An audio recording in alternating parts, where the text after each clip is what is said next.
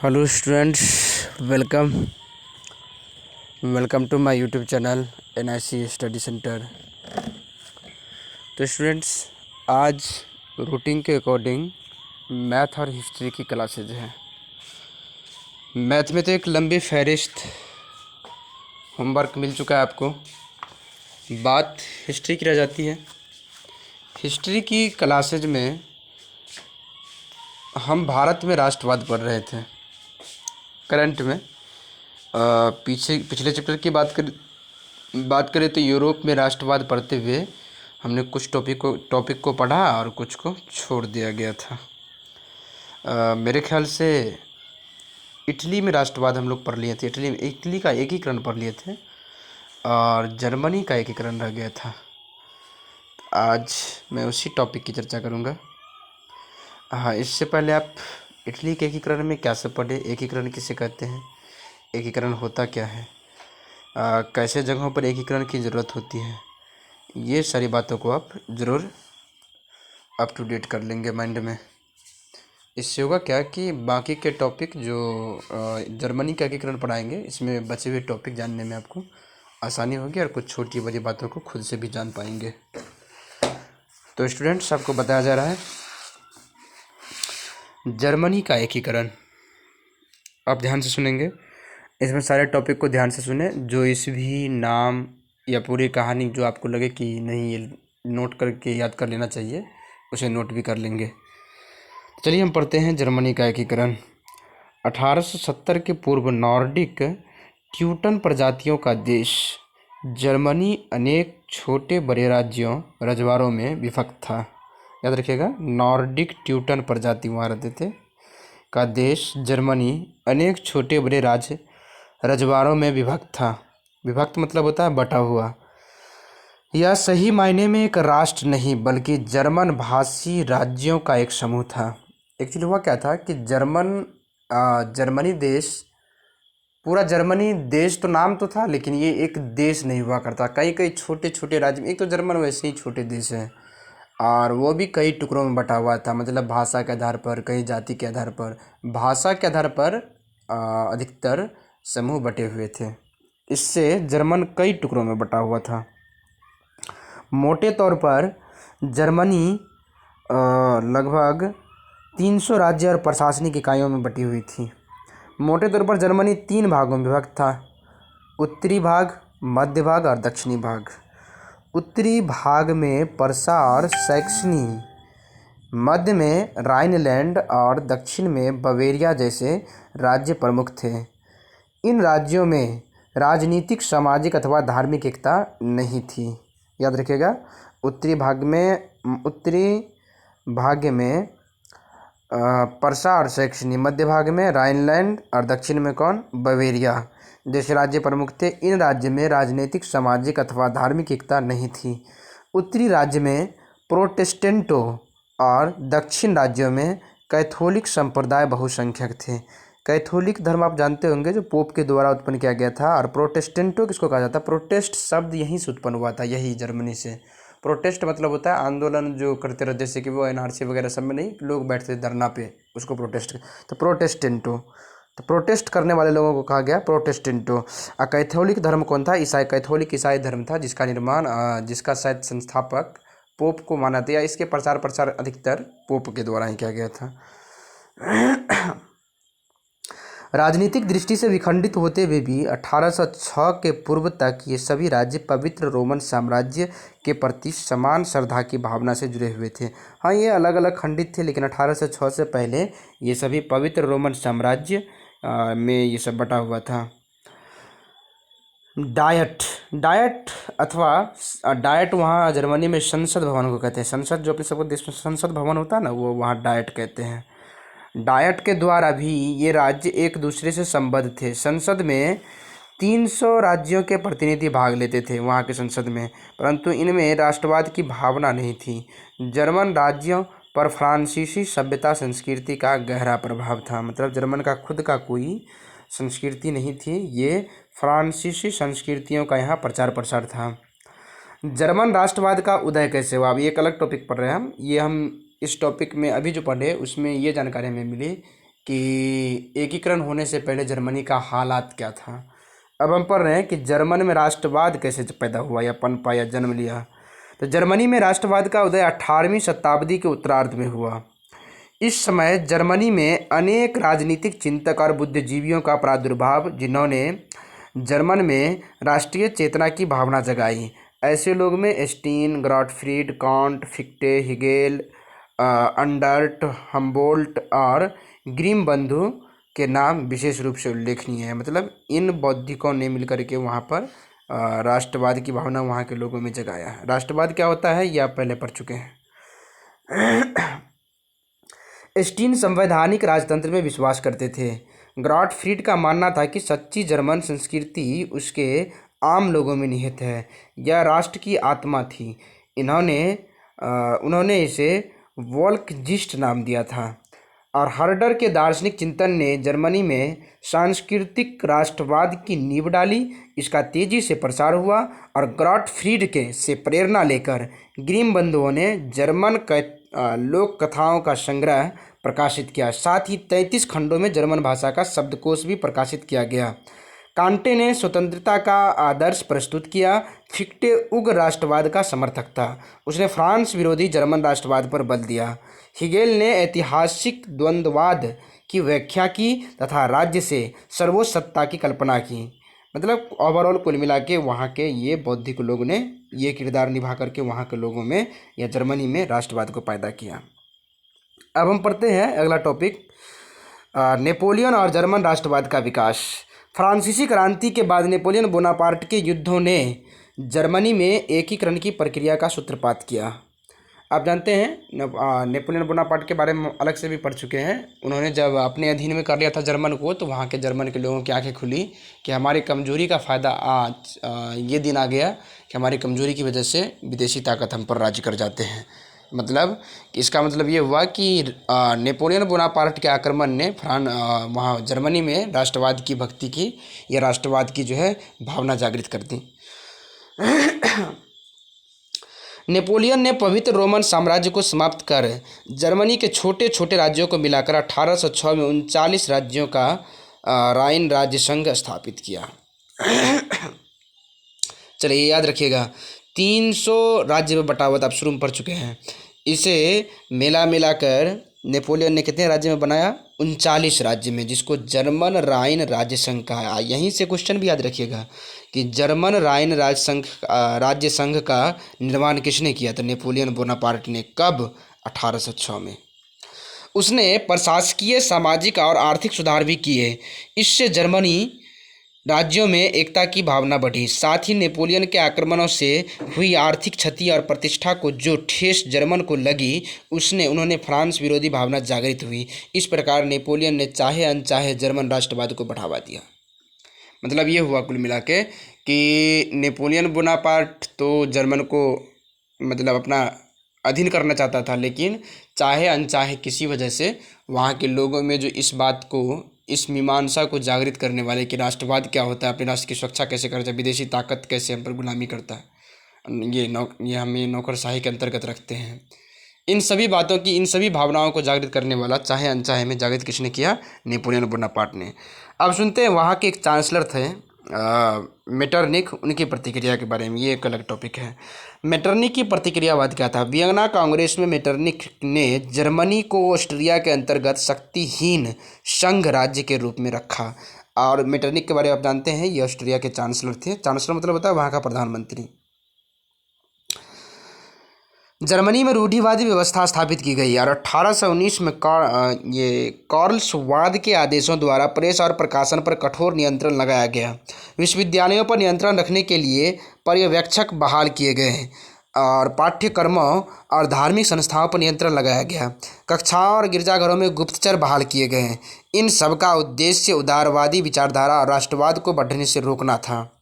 Metternich के प्रयासों से 1848 तक जर्मन राष्ट्रवादी विशेष प्रगति नहीं कर सके और 1848 से मेटरनिख के पतन के पश्चात जर्मन एकीकरण का मार्ग प्रशस्त हो गया।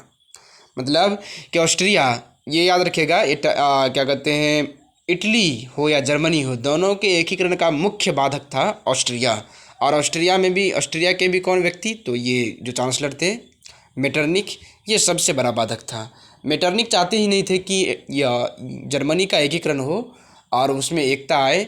वह ऐसा चाह रहे थे कि वो हर सब दिन तक या पूरी ज़िंदगी भर या फिर एक लंबे समय तक वो मेरा गुलाम बना रही है, मेरे पर आश्रित हो और मैं इसका फ़ायदा उठा सकूं। जर्मनी के एकीकरण में सहायक आर्थिक तत्व कौन कौन से हैं तो सुनिए ध्यान से। 1815 से 48 के मध्य जर्मनी में औद्योगिकरण की पृष्ठभूमि तैयार हो गई। कोयला और खनिज के उद्योग विकास हुआ, रेल लाइनों का प्रसार हुआ, इसके द्वारा विभिन्न स्थानों से संपर्क स्थापित की साधन मिला। 1834 में प्रसा का पहल पर जॉल्वे राइन शुल्क संघ की स्थापना की गई। याद रखिएगा, जॉल्वे राइन शुल्क संघ की स्थापना कब हुई तो 1834 में। आप चाहे जिसे नोट करके याद कर सकते हैं। इससे आबाद गति से व्यापार हुआ। आबाद गति से व्यापार हुआ। ऑस्ट्रिया के अतिरिक्त अन्य जर्मन राज्य की भी 1844 ईस्वी में इस शुल्क संघ के सदस्य बन चुके थे। इस प्रकार राजनीतिक एकीकरण के पहले आर्थिक एकीकरण हुआ। इसका मतलब ये है कि जर्मनी में राजनीतिक एकीकरण से पहले आर्थिक एकीकरण हुआ। किसके द्वारा तो जॉल्वे राइन शुल्क संघ के द्वारा। ये कब किया गया था तो 1834 ईस्वी में। अब है फ्रैंकफर्ट संसद। ये याद रखिएगा स्टूडेंट्स, ये वीवीआई टॉपिक इसे ध्यान से सुन लेंगे, नहीं हुआ तो इसे नोट्स पर नोट्स बना लें और याद कर लेंगे। फ्रैंकफर्ट संसद क्या था। 1848 की फ्रांसीसी क्रांति का जर्मन पर व्यापक प्रभाव पड़ा। जर्मनी में राजनीतिक उथल पुथल मच गई। उदारवादियों ने विभिन्न राज्यों को एकीकृत कर जर्मन राष्ट्र के निर्माण की योजना बनाई और निर्वाचन के बाद एक सर्व जर्मन नेशनल असेंबली फ्रैंकफर्ट का गठन हुआ। मतलब 1848 की फ्रांसीसी क्रांति जो हुआ उसमें जर्मनी पर व्यापक प्रभाव पड़ा। तो जर्मनी में जिससे हुआ क्या कि जर्मनी में राजनीतिक उथल पुथल मच गई, मतलब उलट पलट हो गया। तो उदारवादियों ने मिलकर के एकीकृत होकर के जर्मन के लिए खुद एक नेशनल असेंबली का गठन किया। इसी नेशनल असेंबली का नाम पड़ा फ्रैंकफर्ट।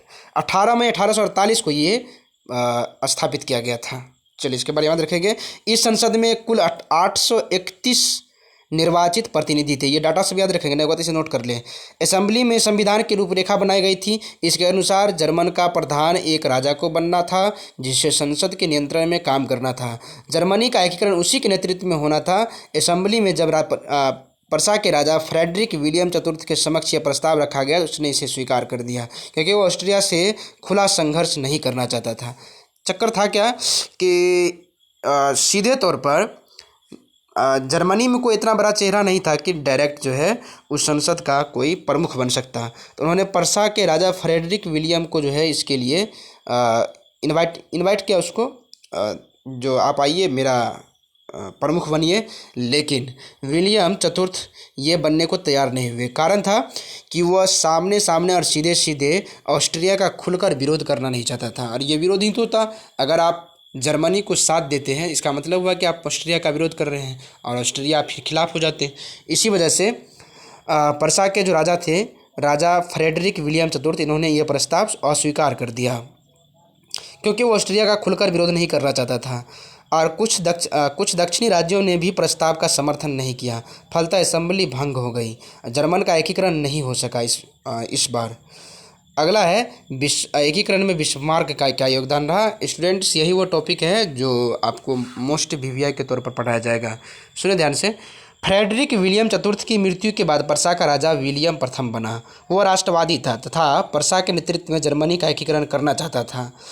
विलियम जानता था कि ऑस्ट्रिया और फ्रांस को पराजित किए बिना जर्मनी का एकीकरण संभव नहीं है। अतः उसने प्रसा को सैनिक रूप से सशक्त करने का प्रयास किया। कारण सैनिक रूप से सशक्त करना इसलिए ज़रूरी था क्योंकि फ्रांस और ऑस्ट्रिया दोनों ही सैन्य शक्ति के लिए जाने जाते थे उस टाइम में। अतः उसने प्रसा को सैनिक रूप से सशक्त करने का प्रयास किया। उसकी इस नीति का संसद में विरोध हुआ और राजनीतिक गतिरोध उत्पन्न हो गया। इसे दूर करने के लिए 1862 में ऑटो वन बिस्मार्क को अपना चांसलर नियुक्त किया गया। और इस नीति को दूर करने के लिए आप जानते हैं कि लोहा को लोहे ही काटते हैं। तो जब विरोधी नीति चल रहा था तो विरोधी नीति को हटाने के लिए वहाँ के चांसलर अर्थात प्रधानमंत्री नियुक्त किया गया। किसे? ऑटो वन बिस्मार्क को। कब? 1862 में। बिस्मार्क के बारे में थोड़ा सा जान लेते हैं अलग से यहाँ पर बिस्मार्क के बारे में। बिस्मार्क का जन्म 1815 में ब्रैंडेनबर्ग में हुआ था। याद रखिएगा, बिस्मार्क का जन्म 1815 में ब्रैंडेनबर्ग में हुआ था। डेनबर्ग में हुआ था। यह प्रख्यात राष्ट्रवादी और कूटनीतिज्ञ था। जर्मनी के एकीकरण के लिए वह किसी भी कदम को अनुचित नहीं मानता था। उसने जर्मन राष्ट्रवादियों के सभी समूहों, चाहे वे उदारवादी राष्ट्रवादी हो या कट्टरवादी राष्ट्रवादी, संपर्क स्थापित कर उन्हें अपने प्रभाव में लाने का प्रयास किया। 1830 के ऑस्ट्रो प्रसा संधि का भी विरोध उसने किया। 1848 की फ्रैंकफर्ट संसद में उन्होंने भाग लिया। बाद में वह सेंट पीटर्सबर्ग, मतलब जो रूस में है, और पेरिस फ्रांस में राजदूत बना। 1862 में वह प्रसा का प्रधानमंत्री बना। बिस्मार्क का मानना था कि जर्मनी की समस्या का समाधान बौद्धिक भाषण से नहीं, आदर्शवाद से नहीं, बहुमत के निर्णयों से नहीं, वरन प्रसा के नेतृत्व में रक्त और लौह की नीति से होगा। एक चीज़ और याद रखेगा स्टूडेंट यहाँ पर कि रक्त एवं लौह के नीति का अवलंबन किसने किया? तो बिस्मार्क ने। यहीं से क्वेश्चन आता है ऑब्जेक्टिव, रक्त और लौह के नीति का अवलंबन किसने किया? तो बिस्मार्क ने। सबसे पहले बिस्मार्क ने आर्थिक सुधारों के द्वारा प्रसा की स्थिति को मजबूत की और इसने सैनिक शक्ति की सुदृढ़ हुई। प्रसा के एकीकरण के लिए बिस्मार्क ने 3 युद्ध किए। पहला युद्ध डेनमार्क से, दूसरा युद्ध प्रसा और ऑस्ट्रिया से, या तीसरा युद्ध फ्रांस से। आइए जानते हैं हम तीनों युद्ध के बारे में कि किस प्रकार से युद्ध हुआ। पहला डेनमार्क से। 1864 में सेल्सविग और हॉलस्टीन के प्रश्न पर प्रसा और डेनमार्क में युद्ध हुआ। इन दोनों क्षेत्रों में जर्मन निवास करते थे, परंतु डेनमार्क इसे अपने आधिपत्य में रखना चाहता था। युद्ध आरंभ करने के पूर्व बिस्मार्क ने कूटनीति का सहारा लेकर ऑस्ट्रिया से समझौता कर लिया। ऑस्ट्रिया की सहायता से उसने डेनमार्क को पराजित कर सेल्सविग पर अधिकार कर लिया और हॉलस्टीन ऑस्ट्रिया को मिल गया। देखिए कितनी बड़ी कूटनीति खेला उन्होंने। बिस्मार्क ने क्या किया? ऑस्ट्रिया से दोस्ती करके और डेनमार्क के साथ युद्ध करके डेनमार्क को हरा करके और वहाँ का जो हॉलस्टीन और सेल्सविग जगह था, इन दोनों को अपने में मिला लिया। फिर क्या करता है? प्रसा और ऑस्ट्रिया के साथ युद्ध। 1865 की गैस्टीन की संधि द्वारा हॉलस्टीन पर ऑस्ट्रिया का आधिपत्य स्वीकार किया गया था। मतलब हुआ क्या था कि युद्ध में इस बात की प्रस्ताव रखा गया था कि ऑस्ट्रिया जब बिस्मार्क को युद्ध में साथ देने का निर्णय लिया तो उन्होंने इस बात की प्रस्ताव रखा कि जीतने के बाद एक क्षेत्र मेरा होगा और एक क्षेत्र आपका। और जब जीत गया तो ऐसा ही तय के अनुसार दोनों को 2 क्षेत्र, एक क्षेत्र मिला। तो हॉलस्टीन हो गया था ऑस्ट्रिया का। अब फिर से ये बिस्मार्क कहने लगे कि नहीं, ला मेरा क्षेत्र वापस करो। परंतु यह संधि अस्थायी था। वो जिस समय संधि किए थे तो चालाकी किया था बिस्मार्क ने, यह अस्थायी संधि था। हॉलस्टीन प्रसा से घिरा हुआ था और ऑस्ट्रिया से दूर होने के कारण ऑस्ट्रिया के प्रभावशाली नियंत्रण में नहीं था। इसलिए बिस्मार्क ने इसे प्रसा से मिलाने की योजना बनाई। ऑस्ट्रिया के साथ युद्ध करने के पूर्व उसने फ्रांस, रूस और इंग्लैंड को अपने पक्ष में मिला लिया। अतः वे युद्ध में तटस्थ रहे। मतलब ये कि फिर क्या क्या, फिर अपनी बाजी खेला बिस्मार्क ने और उन्होंने फ्रांस को, रूस को और इंग्लैंड को अपने में मिला लिया और ऑस्ट्रिया के खिलाफ युद्ध छेड़ करके और हॉलस्टीन को अपने में मिला लिया। इस प्रकार से उत्तरी जर्मन महासंघ बन गया, वो उसका प्रधान बन गया प्रसा। अब आता है फ्रांस के साथ फाइनल युद्ध। जर्मनी की बढ़ती शक्ति को फ्रांस भयाक्रांत हो गया। अब जर्मनी कई प्रांतों को जीत चुका था। जर्मनी की काफ़ी शक्ति बढ़ चुकी थी। फ्रांस इसको देख करके भयावह हो गया, डर गया। वह दक्षिणी राज्यों जैसे कि बाडेन, वुर्टेनबर्ग, बवेरिया, हेस, डार्मस्टाड, इस सब क्षेत्र को मिलाने नहीं देना चाहता था। ये सब पड़ता था कहाँ? फ्रांस और जर्मनी के बीच में।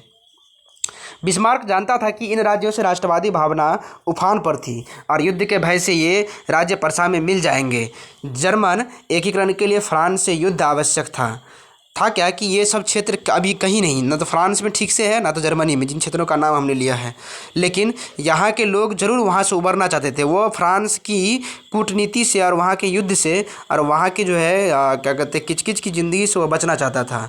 तो वो ये इस बात को बिस्मार्क भी जानते थे। वो चाहते थे कि अगर मैं एक बार भी ऑफ़र करूँ इन क्षेत्र को तो वो हमारे देश में मिलने के लिए तैयार हो जाएगा। लेकिन इसके लिए एक चीज़ था कि फ्रांस के साथ आपको युद्ध करना पड़ेगा। इसी समय स्पेन के उत्तराधिकारी का प्रश्न सामने आया। स्पेन की गद्दी पर प्रसा के राजकुमार को दावेदारी थी, परंतु फ्रांस इसका स्पेन की गद्दी पर विरोध कर रहा था। इसलिए बिस्मार्क ने स्पेन की गद्दी से उत्तराधिकारी को प्रश्न को लेकर फ्रांस को एम्स टेलीग्राम द्वारा युद्ध के लिए भड़काया। सभी जर्मन राष्ट्रवादियों ने बिस्मार्क का समर्थन किया और जुलाई 1870 में फ्रांस के शासक नेपोलियन तृतीय ने प्रसा के विरुद्ध युद्ध की घोषणा कर दी। और सीडान के युद्ध में फ्रांस बुरी तरह पराजित हुआ। याद रखिएगा, जर्मन का और फ्रांस का युद्ध जो हुआ वो सीडान में हुआ था, और सीडान में फ्रांस बुरी तरह से पराजित हुआ जर्मन से। और 10 मई 1871 को फ्रैंकफर्ट की संधि द्वारा दक्षिणी राज्य उत्तरी जर्मन महासंघ में मिल गए, और इस तरह से जर्मन एक पूरा जर्मन तैयार हुआ और जर्मन का एकीकरण हो गया। याद रखिएगा 10 मई 1871 में। और इस तरह से जर्मन की जो कंप्लीट नक्शा चाहिए था वो कंप्लीट नक्शा उसको मिल गया, अर्थात जर्मनी का एकीकरण हो गया। चलिए, आई होप आपको ये वीडियो अच्छा लगा होगा। अच्छा, जर्मनी का एक मैं नक्शा बता रहा हूँ कि किस प्रकार से एकीकरण होने के बाद कैसा हुआ, कौन क्षेत्र कहाँ था, ये आप नक्शा देख सकते हैं।